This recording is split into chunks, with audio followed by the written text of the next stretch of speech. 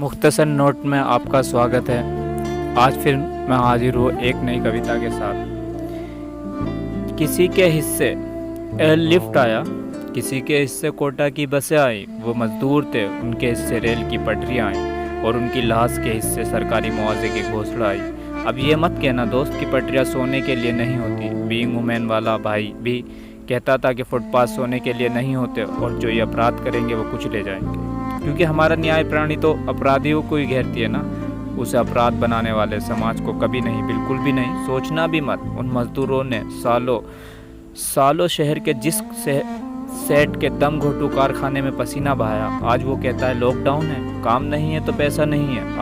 अब तुम्हारा जानो, मेरा पल्ला छोड़ो, चलो हटो बे। कुछ दिन तो डब्बों में बचा चावल खाया, गांव भेजने के लिए बचाया था जो पैसा वो भी खर्च हुआ पाया। सरकारी भोजन बंटने की खबरें तो बराबर पहुंची, पर भोजन कभी नहीं पहुंचा। भूखे मजदूरों को कोरोना तो शायद दिखाई नहीं दे रहा था, पर भूखमरी मुंह फाड़े निकल जाने को तैयार खड़ी दिखती थी। बस इतनी सी बात पर वो पागल निकल पड़े हैं एक लंबी यात्रा पर। अपने बच्चों और सामान को कंधे पर लादे ज्येष्ठ माह की चिलचिलाती धूप में अपने गांव को। वैसे भी इन शहरों की चमक उनके मन को कभी ना भाई। ये चकाचौंध उनकी आंखों को हमेशा चुभती रही। शहर की इस रौनक को बनाए रखने के लिए उन्होंने अपने गांव वीरान जो करने पड़े थे।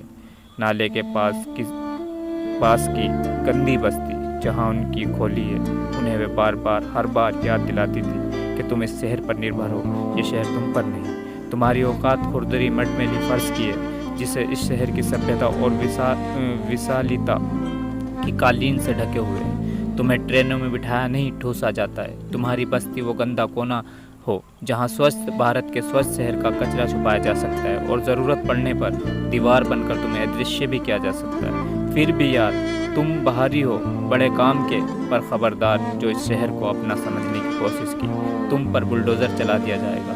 इसलिए वो शहर जो अब तक मजदूरों का वजन लादे शहर की गंदी बस्ती में टिके हुए थे, पहली फुर्सत में ही गांव लौटना चाहते थे। इस शहर से तो उनका रोटी का संबंध था ना, आत्मा का संबंध तो कभी बन ही नहीं पाया। वो जानते थे कि मौत तो निश्चित है। घर पहुंचते तो कोरोना मारेगा और यहाँ रहते तो भूख मारेगी। ऐसे में क्यों ना अपने घर आंगन में ही दम तोड़ा जाए। सरकार कहती है जहाँ हो वहीं रहो। ये अनपढ़ गंवार मजदूर समझते हैं, इसलिए तुरंत रेलगाड़ी बंद कर दी जाए। ना रहेगा बास, ना बजेगी बांसुरी। खड़े ही सही, ट्रेन से 2.5 दिन में गांव पहुंच जाते थे। अब पैदल रास्ता नहीं पता तो क्या हुआ। ये हम जैसे दूसरे भागों की भीड़ जिस दिशा में बढ़े चली जा रही है, उधर ही हमारा गांव भी होगा। पास की झोपड़ वाले धन्ना लाल ने बताया कि सड़कों पर चलने वालों को पुलिस डंडे मार रही है, अधमरा कर रही है। कहती है तुम गंवार ही बीमारी फैलाते हो। जंगल वाले रास्ते पर आदिवासी बच्चा चोर समझकर मार डालेंगे। पहाड़ी वाले रास्ते पर छोटे बच्चे चढ़ नहीं पाएंगे। सो चलो इन पटरियों के सरते ही निकल पड़ते हैं गांव को। उन्हें कहाँ पता था घर पहुंचने के पहले ही सरकारी उपेक्षा रूपी मौत रास्ते में इंतजार कर रही है। आखिरी बार जब उन्होंने देखा गया, वे पटरी पर चिर निंद्रा लिए हुए थे।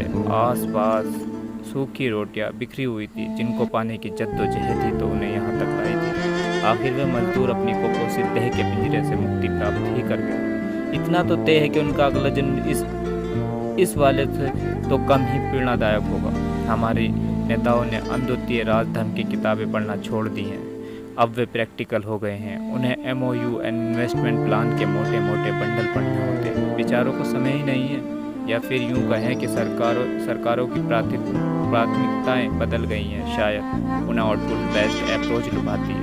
दुधारू गाय का ध्यान रखेंगे तभी तो GDP के आंकड़े बढ़ेंगे, वरना चुनाव में क्या दिखाएंगे। गरीब बेसहारा की मदद छोड़ो यार, बड़ा बोरिंग मुद्दा है ये। इससे माहौल नहीं बनता साहब। राजनीतिक व पूंजीवादी हितों के चूल्हों में आँच नहीं पकड़ती। इनकी खबरें उच्च मध्यम वर्ग की दोहरी मानसिकता से TRP नहीं निकलवा पाती। वे इन मुद्दों से रिलेट नहीं कर पाते।